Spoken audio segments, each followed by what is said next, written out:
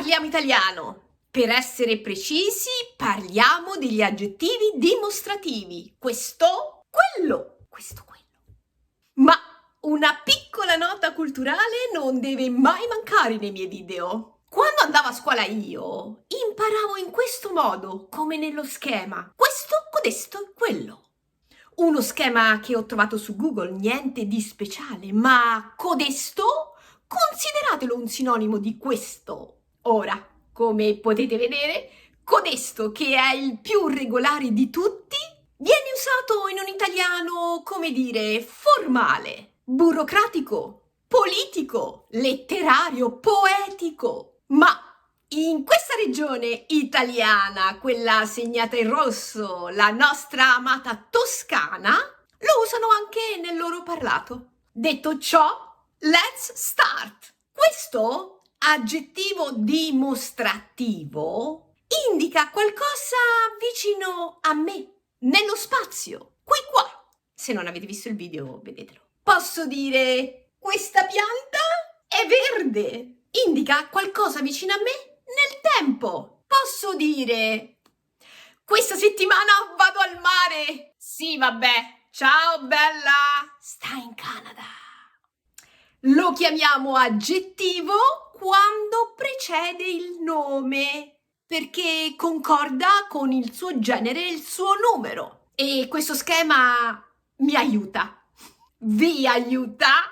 Lo vedete? Muta nella sua forma maschile, femminile, singolare e plurale. E ora facciamo degli esempi, perché sicuramente è più chiaro. Questa cioccolata è buona. Come vedete, tutto al femminile. Questo cappotto è caldo. Come vedete, tutto al maschile. Questi stivali sono miei. Plurale, maschile. Queste borse sono bruttissime. Plurale, femminile. E poi, come potete vedere, sempre da questo schema meraviglioso trovato su Google, ci sono le volte in cui questo e questa, ma succede solo al singolare, perdono la loro vocale e quindi mettiamo un apostrofo. Tutto questo succede quando incontrano la parolina con la sua vocale. È la stessa regola dell'articolo. Noi non lo possiamo permettere che due vocali si incontrino. Una delle due cede il posto all'altra. E poi, come dire, quando si parla neanche ce ne accorgiamo, ma è quando si scrive che diventa un grande errore. Per questo dovrò scrivere: cara Angela, quest'anno vai a sciare. Ed è meglio che te lo scrivo così te lo ricordi. Invece l'altro giorno sono stata in un ristorante ed ho detto ad alta voce: ma questa insalata è senza condimento? Senza olio, chiaramente. Olio d'oliva, intendo. E poi ci sono casi in cui usiamo l'aggettivo dimostrativo per sostituire il nome dell'oggetto. Diventa pronome. Soprattutto nel nostro parlare. E lo possiamo trovare in tutte le sue versioni. La mia stagione preferita è questa. Quale? Scusa, non capisco. L'estate! L'estate, questa, sarebbe il nome nel contesto. Tutto chiaro? Le mie scarpe preferite sono queste. Quali sono, scusa? Queste! Scarpe modello maschile, comode ed eleganti. Questi sono coloratissimi. Cosa vuoi dire? Questi fiori, i fiori sono coloratissimi. Queste sono dolcissime, le devi assaggiare. Scusa, cosa sono dolcissime? Queste mele, le mele sono dolcissime.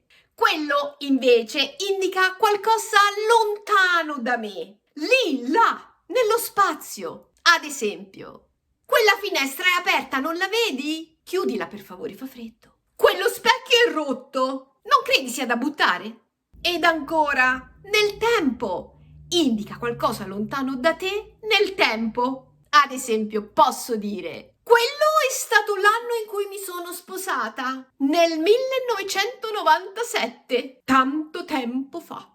Ed anche il nostro quello concorda con il nome in tutte le sue forme. Ma in questo caso è un pochino più complicato e mi faccio aiutare da questo schema, che mi sembra chiarissimo. Grazie Google.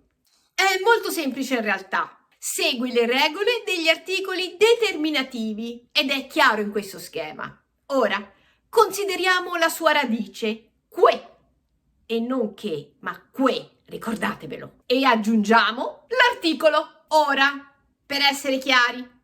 Quel lo useremo per un nome maschile regolare. Quello, invece, lo useremo per i nomi maschili che cominciano con uno strong sound. Perché la nostra lingua italiana ha bisogno della sua melodia. E poi, quella, quei, quegli e quelle, non mi voglio ripetere. Lo schema è chiarissimo. E passiamo agli esempi di vita reale.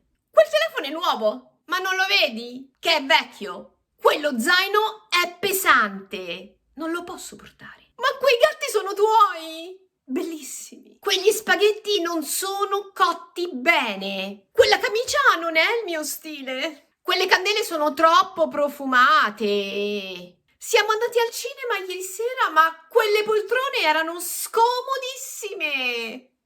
Anche quello diventa pronome quando sostituisce il nome. Ok, vi faccio degli esempi, sono sicuramente più chiari. Quella è nuova? Che cosa? La caffettiera è nuova? Oppure vai ad una mostra con una tua amica e ad un certo punto dici: quello mi sembra il più interessante. Quale? Il quadro, quello. E voi, con quale aggettivo dimostrativo avete più difficoltà? Scrivetemelo nei commenti, ricordatelo. E se siete arrivati fin qui, grazie per tutti i like che troverò, grazie gorgeous community, thank you for watching e bye!